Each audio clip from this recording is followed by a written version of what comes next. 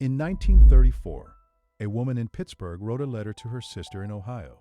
She described feeding her family of 6 for an entire week on 4 cans of tomatoes, 2 cans of salmon, a bag of flour, and a ham bone the butcher gave her for free. The whole week cost 63 cents. The recipes she described are still in your grandmother's recipe box, if you know where to look. Number 17 on this list fed more families during the Depression than any government program. Number 8 was so common in church basements that it earned a nickname nobody uses anymore. And number 1, the meal that appears at the top of every list of Depression cooking ever written cost 7 cents in 1933 and costs about $1.20 today. Before refrigeration was reliable, before freezers were affordable, before fresh food was available year-round, American families survived on what came sealed in tin. The canning industry produced over 3 billion cans per year by 1930. Each one was a promise. Food that would not spoil. Food that would be there when you needed it. Food that kept families alive when nothing else would. These are the 20 lost tin can suppers from the Great Depression that fed whole families. Number 20, tomato soup cake. This one surprises everyone. During the Depression, when eggs cost 20 cents a dozen and butter cost 24 cents a pound, both were luxuries most families could not afford for baking. But a can of condensed tomato soup cost 7 cents, and it turned out that tomato soup could replace eggs and fat in a spice cake recipe. The soup provided moisture, acidity, and a subtle sweetness that complemented the cinnamon and cloves. The batter came together in one bowl. The cake baked up moist and dense with a faint reddish tint that nobody mentioned and everyone ignored. Campbell's published the recipe on soup can labels in 1932. By 1935, tomato soup cake was being served at church socials across the Midwest. Women traded the recipe like currency. This was not fun. This was not creative baking. This was how families had dessert when dessert should have been impossible. A single cake for less than 15 cents. Enough sweetness to remind children that life was not all sacrifice. The recipe still works. Most people who taste it cannot identify the secret ingredient. Number 19, creamed salmon on toast. A tall can of pink salmon cost 12 cents in 1933. Drained and flaked into a white sauce made from flour, butter, and milk, it stretched into enough creamed salmon to cover 4 slices of toast. The sauce came together in minutes. You melted a tablespoon of butter, stirred in a tablespoon of flour, then slowly added a cup of milk while stirring constantly. The salmon went in last, broken into chunks that distributed evenly through the pale sauce. Poured over toast, it looked almost elegant. The salmon gave it protein. The sauce gave it richness. The toast gave it substance. A complete meal for under 20 cents. Mothers served this on Friday nights during Lent when meat was forbidden. They served it on Tuesday nights when the grocery money had run out. They served it whenever a can of salmon and a loaf of bread were all that stood between dinner and nothing. Number 18, salmon patties. The same can of salmon used differently. Drained and mashed with a fork, mixed with a beaten egg, some crushed saltine crackers, diced onion, and a spoonful of mustard, formed into patties and fried in a skillet until the outside turned golden and crisp. A 12-cent can made 4 patties. That was dinner for a family when served alongside fried potatoes or bread. The calcium from the soft bones in canned salmon was a bonus nobody talked about, but everyone benefited from. Doctors now recommend canned salmon specifically for bone density. Depression-era mothers did not know the science. They just knew the patties held together in the pan, and the children ate them without complaint. If you have never made salmon patties, make them this week. They taste better than they have any right to. The outside shatters, the inside stays moist. The whole thing costs about $1.25 in today's money. Number 17, Hoover stew. Named after the president who got blamed for the Depression, Hoover stew was what happened when a church basement had to feed 200 people on almost nothing. The recipe was simple.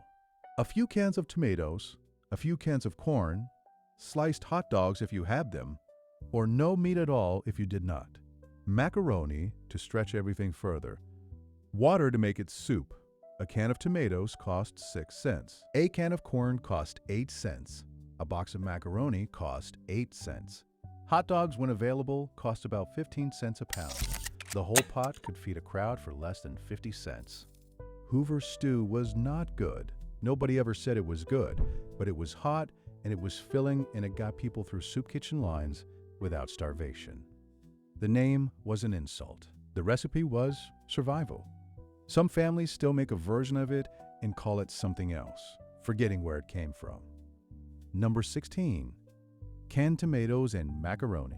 Strip away the hot dogs and the corn, and you have the simplest version of Depression pasta. Elbow macaroni boiled until soft. A can of tomatoes crushed by hand directly in the pot. A spoonful of bacon grease or butter, salt and pepper. That was it. That was dinner. A box of macaroni cost 8 cents. A can of tomatoes cost 6 cents. The bacon grease was free, saved in a jar on the stove from whenever bacon had last been affordable. The tomatoes coated the pasta in a bright, acidic sauce that tasted nothing like marinara and everything like getting through. Children ate it without knowing they were poor. Parents ate it knowing exactly what they could not afford. This dish still works. A box of pasta costs $1.30. A can of diced tomatoes costs $1.10. The whole thing feeds 4 people for under $3. Number 15.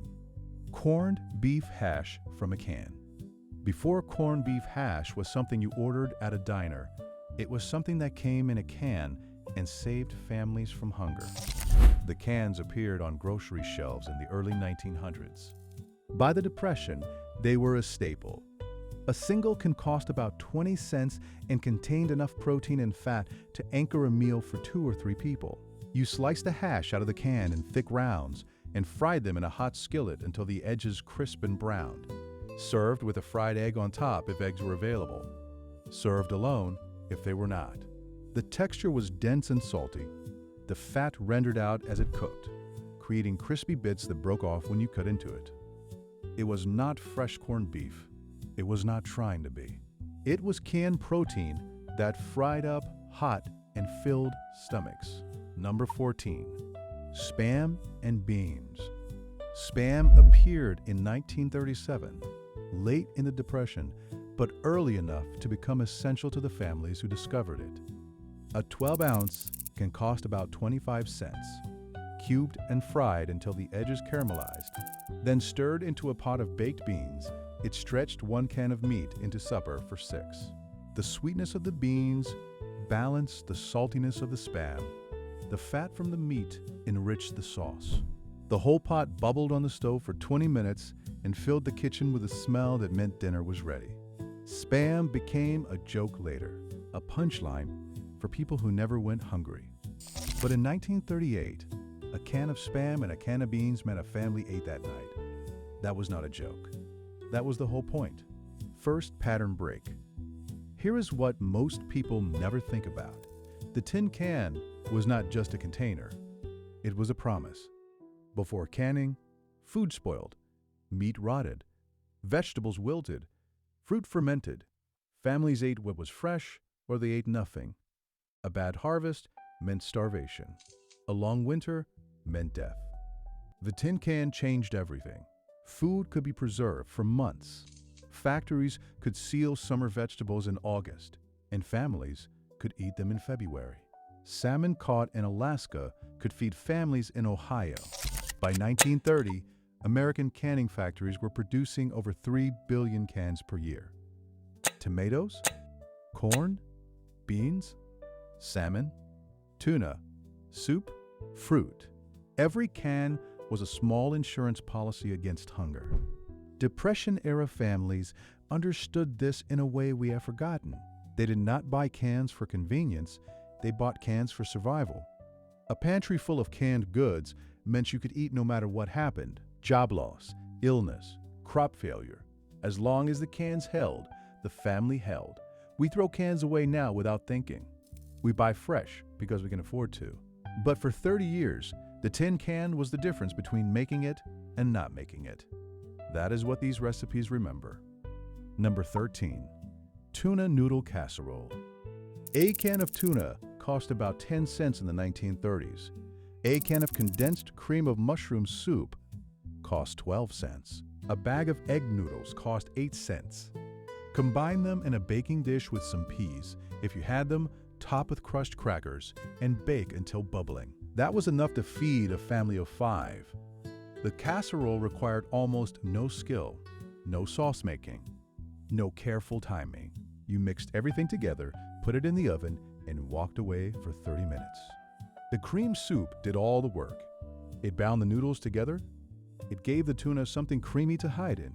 It turned cheap ingredients into something that looked like a proper family dinner. Tuna noodle casserole became the symbol of mid-century American cooking, precisely because it fed families so efficiently. A generation later, food writers would mock it as bland and boring. They missed the point entirely. It was never supposed to be exciting. It was supposed to be enough. Number 12. Creamed chipped beef on toast. The military called it something unprintable. Everyone else called it SOS. Dried chipped beef came in small glass jars that cost about 12 cents each. Reconstituted in a white sauce and poured over toast, it became breakfast, lunch, and dinner for millions of Americans. The sauce came together the same way as creamed salmon: butter, flour, milk. The beef went in torn into strips, releasing its salt into the sauce and turning the whole thing savory and rich. Soldiers ate it during both World Wars because the military bought chipped beef by the ton. They came home and made it for their families because it was cheap and they already knew how. A jar of chipped beef and half a loaf of bread. That was dinner for 4. The children of Depression families ate this so often they could not stand the sight of it by the time they grew up. Their children never learned to make it at all. Number 11. Bean soup with a ham bone. After Christmas or Easter, when the ham had been picked clean, the bone went into a pot. Dried navy beans cost 8 cents a pound. The ham bone was free. Water, an onion, a bay leaf, that was everything. The pot simmered for hours. The beans broke down and thickened the broth. The collagen from the bone gave the soup body. The last scraps of meat fell away and floated through the liquid in tender shreds. A single pot fed a family for days. Reheated each evening, it got thicker and richer as the week went on. By Friday, the soup was more stew than broth, and there was still enough for one more dinner. The ham bone trick is one of the oldest in American poverty cooking. Your grandmother knew it. Her grandmother knew it. Every generation that faced hard times learned it again. Second pattern break. Here is something the history books leave out. Depression cooking was not about suffering. It was about solving problems. Every recipe on this list represents a mother standing in a kitchen trying to figure out how to make something from almost nothing. She had a can of tomatoes. She had some flour. She had a ham bone the butcher was going to throw away. How do you turn that into dinner for 6? The answer was never written down in cookbooks. The answer was figured out in real time, meal by meal, day by day. Mothers developed ratios, not recipes. They knew how much flour it took to stretch a can of salmon. They knew how many servings you could pull from a single pot of beans. This was not deprivation. This was ingenuity under pressure. And the women who did it were not victims. They were engineers of survival, building systems that kept families alive when the economy collapsed around them. We have forgotten their names. We have not forgotten their recipes. Number 10. Pork and beans. A can of pork and beans cost 8 cents in 1933. Heated in a pot and served over bread or alongside cornbread, it was a complete meal. The pork was usually a single small cube of fat buried somewhere in the can. Nobody cared. The beans were the point. Sweet, thick, filling. Protein, carbohydrates in a single container. FYSC bought pork and beans by the case when money allowed. Lined up on pantry shelves, the cans represented security. As long as there were beans, there was dinner.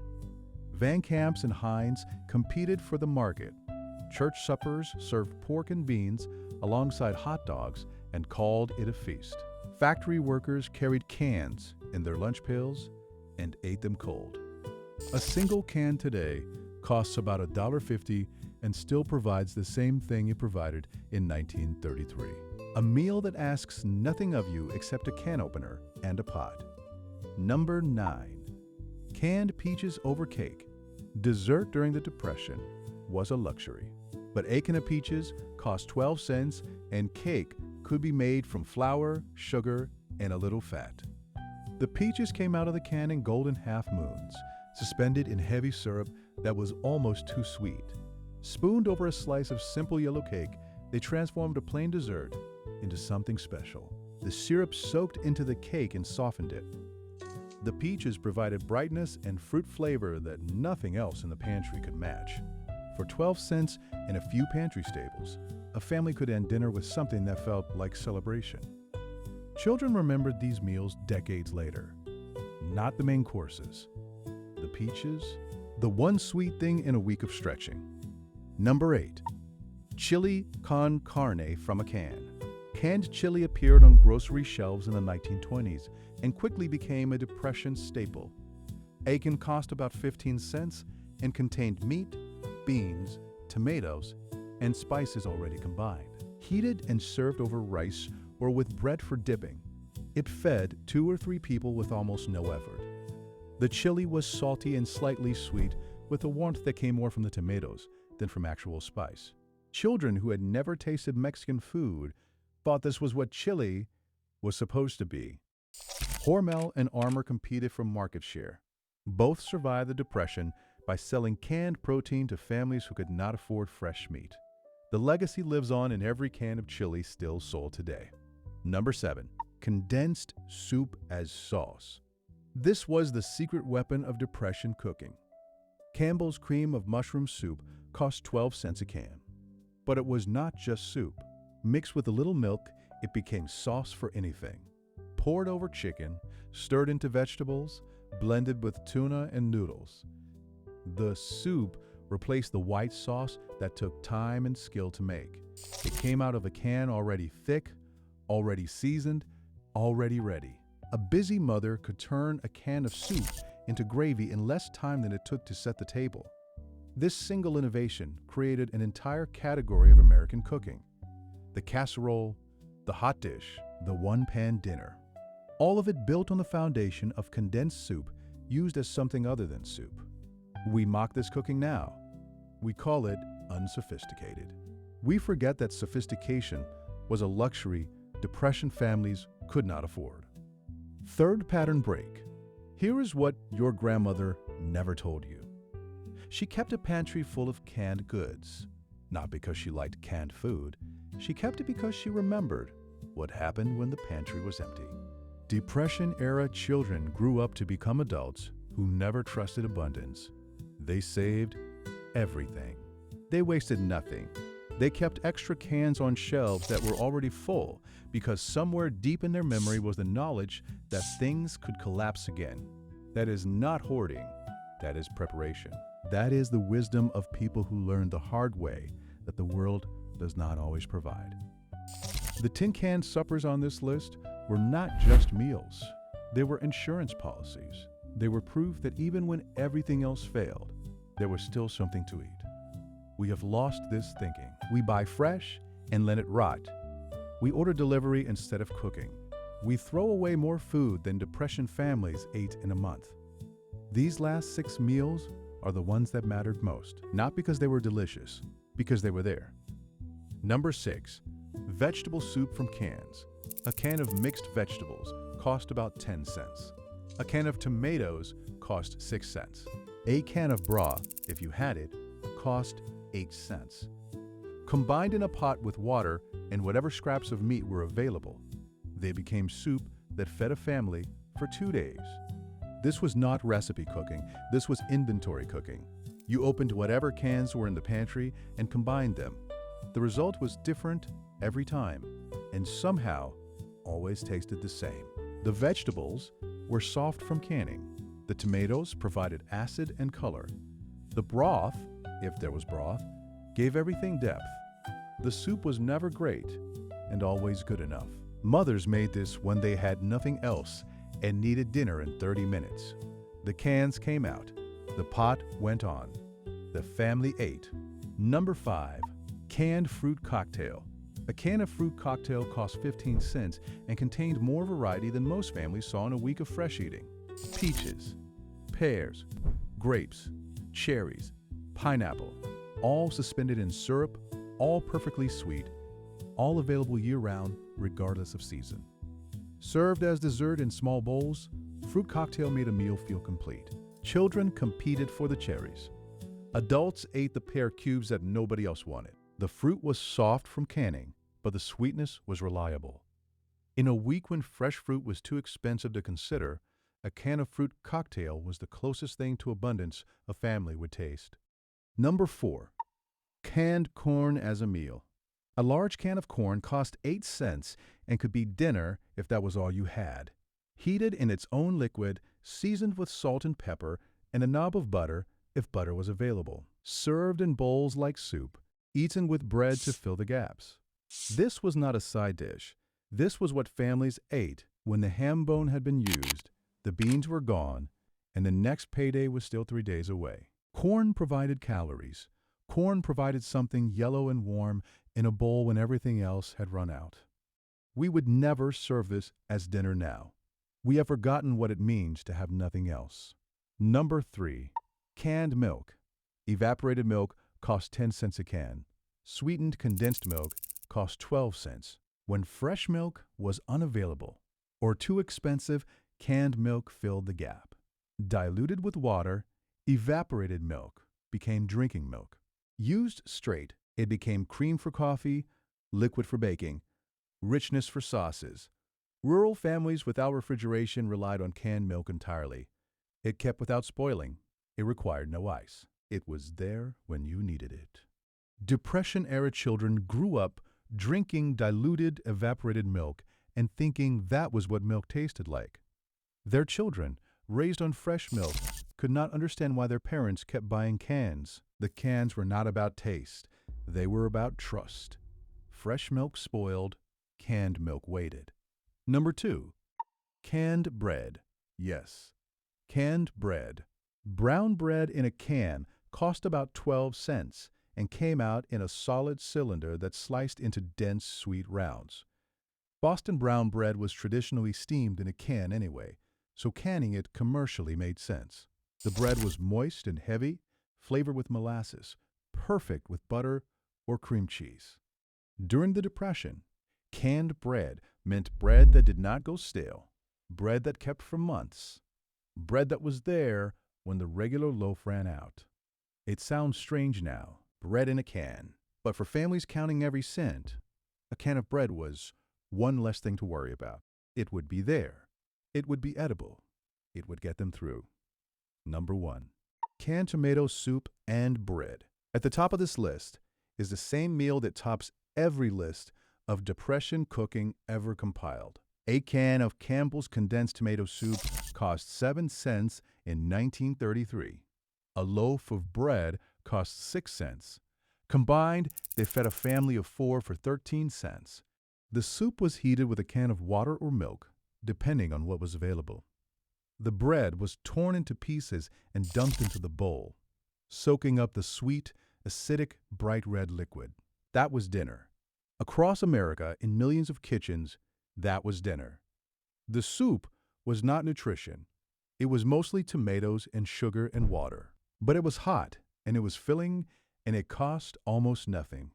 For families who had lost everything, a bowl of tomato soup was the floor beneath which they could not fall. Campbell's sold more tomato soup during the Depression than at any other time in the company's history. The soup that Andy Warhol would later turn into art was first a lifeline for families who had nothing else. Today, a can of condensed tomato soup costs about $1.20. A loaf of bread costs $2.50. For under $4, you can feed a family the same meal that got millions of Americans through the worst economic collapse in history. It still works. It will always work. Here is my challenge. Open your pantry this week. Look at the cans. Think about the people who invented these recipes not out of creativity but out of desperation. Make the salmon patties. Make the tomato soup cake. Make the bean soup with the ham bone you were going to throw away. Then come back and tell me if it was as bad as you expected. Because the women who invented these meals were not cooking for pleasure. They were cooking for survival, and their recipes work better than they have any right to. Drop the one you are going to try in the comments. The salmon patties or the creamed chipped beef. The tomato soup cake or the beans with a ham bone. Because these are not just old recipes, they are the memory of what American families built when everything else collapsed. Sealed in tin like the food that kept them alive.